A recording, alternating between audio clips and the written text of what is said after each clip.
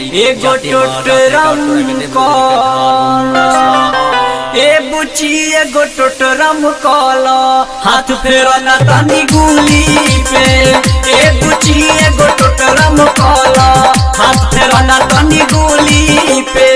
कहेलू बाबा अब होई का होई मानिला बात तारा लइका होई कहेलू बाबा अब होई का होई मानिला बात तारा लइका होई लेके तुम लजड़ी कुल्ही पे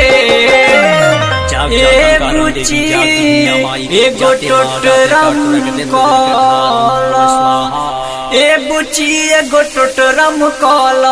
हाथ फेरो ना तनी गुली पे ए बुची एगो टोटरम कॉल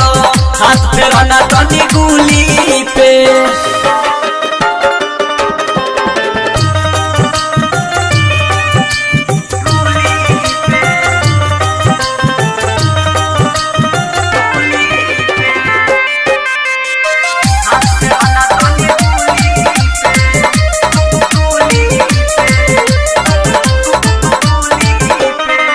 तनी फूलावा चढ़ावो छक पानी के गिरावो तनी फूलावा चढ़ावो छक पानी के गिरावो में अच्छा तो मिला के बुचिया कहतानी जवन कल तनी आगावा से भला जनी एने ओने देखो बुचिया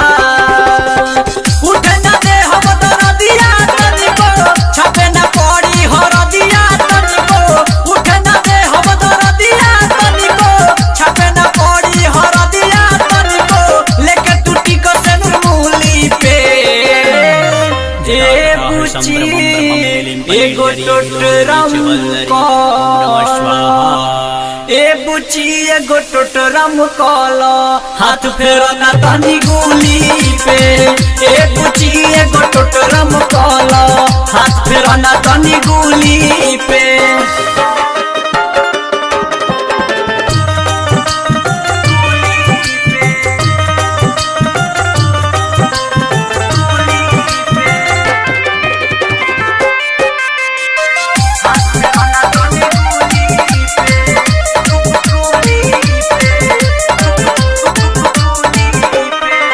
तनी घुंघटा हटावो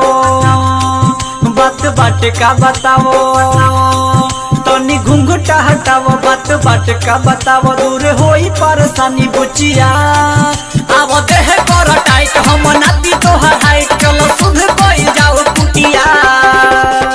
राइटर हरे राम सोनू भी आई है स्टेशन दीप हाथ घंटी बजाई है राइटर हरे राम विकास भी आई है स्टेशन दीप हाथ घंटी बजाई है आज ये बरह बाबा कुली के ए बुची एगो टोटरम कॉल ए बुची एगो टोटरम कॉल हाथ फेरो ना तनी गुली पे ए बुची एगो टोटरम कॉल